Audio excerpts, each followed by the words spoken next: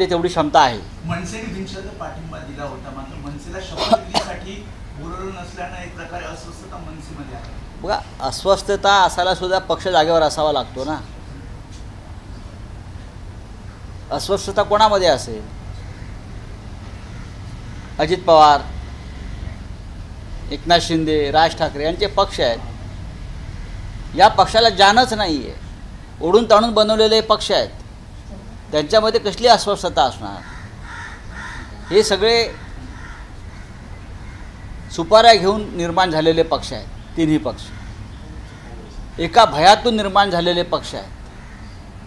आणि त्यांना जे काम दिलेलं आहे की शिवसेना आणि शरद पवार साहेबांचे राष्ट्रवादी काँग्रेस यांच्यावरती हल्ले करा, त्यांना कमजोर करा, या त्यांना तिघांना दिलेल्या सुपाऱ्या आहेत. आणि त्या सुपाऱ्या त्यांनी यासाठी स्वीकारल्या आहेत, नाहीतर आम्ही तुम्हाला तुरुंगात पाठवू, ईडी CBIचा वापर करू. त्यातून निर्माण झालेल्या पक्षांनी अस्वस्थ कशा करता व्हायचं?